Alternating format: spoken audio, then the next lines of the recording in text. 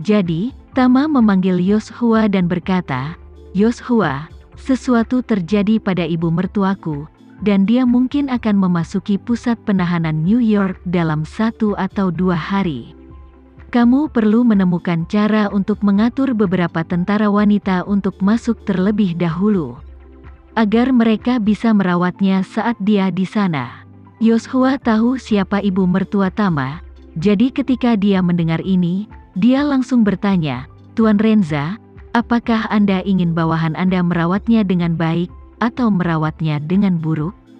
Jika demikian, maka tanpa sadar aku bisa." "Jangan." Tama buru-buru memotongnya dan berkata dengan serius, "Tentu saja saya berbicara tentang merawatnya menjadi lebih baik. Memang apa yang kamu pikirkan tentang perkataanku tadi?" Yoshua dengan cepat meminta maaf, "Maaf, Tuan Renza, ini kesalahan bawahan Anda. Jangan khawatir, saya akan mengatur seseorang untuk masuk terlebih dahulu, dan benar-benar memastikan bahwa ibu mertua Anda tidak akan diganggu sedikit pun setelah masuk." Tama menginstruksikan, "Jika seseorang menggertaknya setelah dia masuk, jangan biarkan tentaramu campur tangan terlalu dini. Jika kamu campur tangan terlalu dini, itu akan terlihat sedikit palsu dan tidak logis. Kamu bisa membiarkannya menderita dulu dan kemudian campur tangan dengan alasan rekan senegaranya." Yoshua berkata tanpa ragu-ragu, "Tuan Renza, jangan khawatir, saya akan mengaturnya." Tama berkata lagi, "Ada satu hal lagi."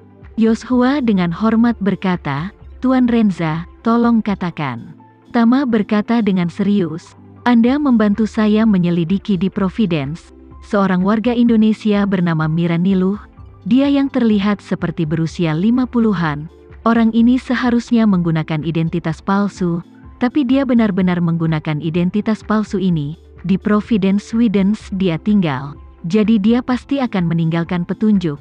Jadi aku membutuhkanmu untuk membantuku mencari tahu keberadaan orang ini saat ini sesegera mungkin."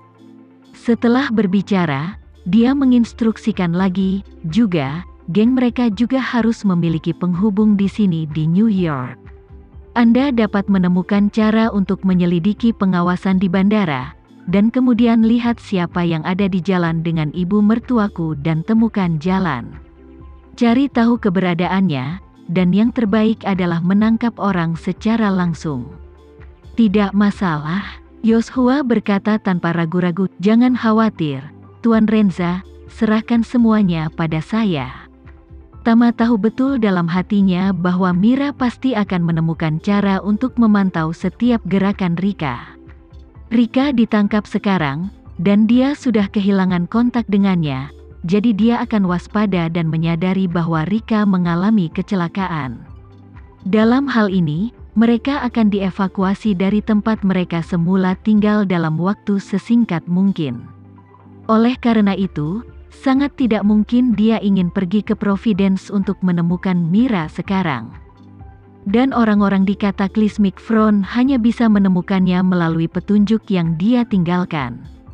Adapun kontak person Rika di New York, tidak peduli apakah Rika mengalami kecelakaan atau tidak, dia akan melarikan diri dari TKP sesegera mungkin, jadi kemungkinan untuk langsung menangkapnya sangat tipis. Oleh karena itu, masalah ini secara keseluruhan tidak bisa terburu-buru. Itu hanya bisa dilakukan dengan mencoba mencari cara untuk menangkap mereka, sambil memastikan bahwa Rika tidak akan memiliki insiden besar di dalamnya. Ketika semua petunjuk terungkap oleh Front Cataclysmic, dan kemudian pelakunya dibawa ke pengadilan satu persatu, kecurigaan Rika secara alami akan hilang, dan pada saat itu, dia akan bisa mendapatkan kembali kebebasannya. Saat ini, sebuah pickup Ford dengan cepat melaju menjauh dari Providence menuju Seattle. Duduk di dalam mobil adalah Mira dan 4 orang yang disebut anggota keluarganya. Pengemudinya adalah Alex, yang berperan sebagai putra Mira. Dan Mira, yang sedang duduk di kopilot saat ini, memarahi dengan marah, "Keberuntungan Rika ini terlalu buruk, kupikir bahkan jika dia mengalami kecelakaan, itu pasti terjadi setelah dia tiba di Hong Kong. Sialan, Aku tidak menyangka orang idiot seperti itu akan mengalami kecelakaan bahkan tanpa meninggalkan Amerika Serikat. Alex berkata dengan malu, Bibi, jujur saja, aku selalu berpikir bahwa Rika ini tidak dapat diandalkan, bukan karena dia bisa menjadi kambing hitam.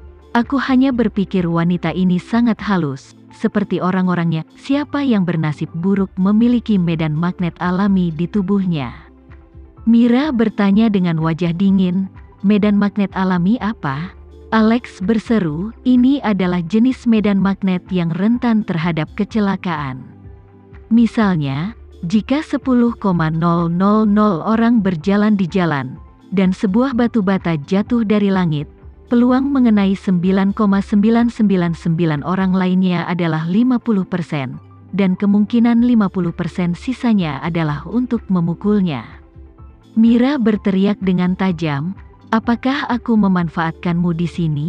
Apa yang kau lakukan? Rika datang untuk makan malam terakhir kali, mengapa kamu tidak mengatakan apa-apa setelah dia pergi? Oh, aku tahu sekarang, di mana kamu menunggu? Ketika aku tertabrak dan terbunuh oleh mobil saat berjalan, kamu bilang aku tahu kamu akan ditabrak mobil.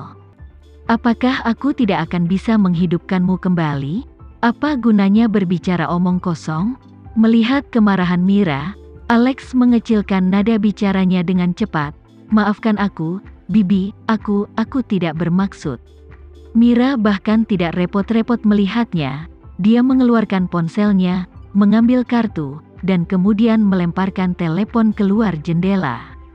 Setelah itu, dia berkata kepada Alex, berkendaralah ke depan sejauh 20 km.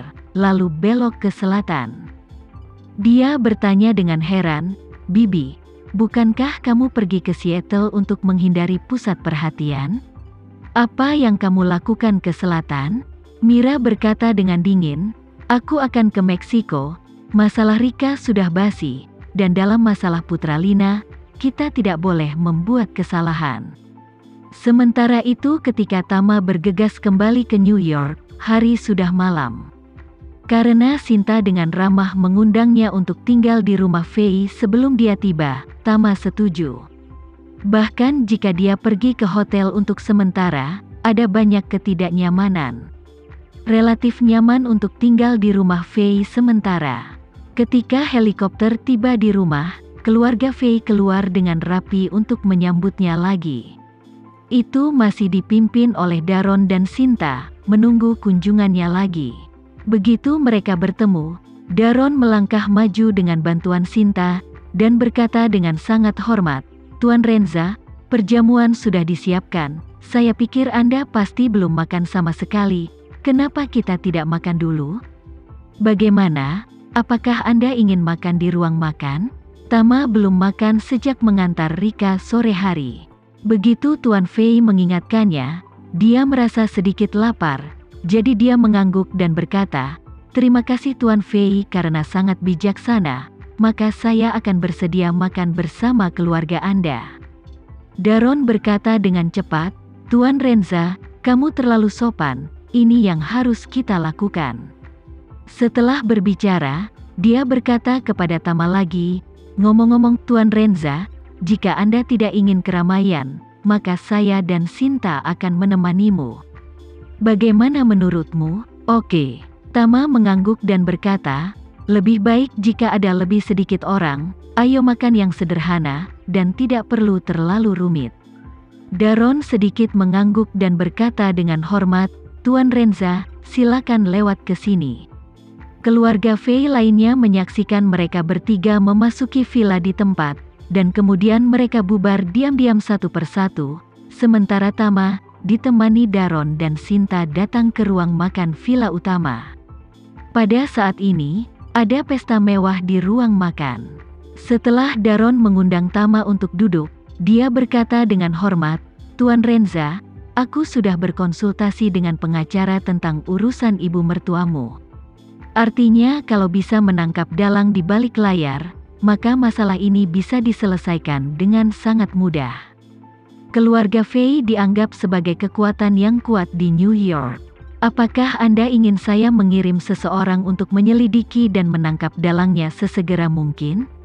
Tama tersenyum sedikit dan berkata, saya sudah menginstruksikan Yoshua untuk menyelesaikan masalah ini, jadi Anda tidak perlu khawatir tentang itu, Tuan Fei. Daron tiba-tiba menyadari, dan dengan cepat berkata, jika Tuan Yoshua sudah turun tangan, maka masalah ini harus diselesaikan dengan lebih baik, dan saya dapat yakin. Tama mengangguk, mengingat sesuatu, dan bertanya kepadanya, Tuan Fei, sejauh yang kamu tahu.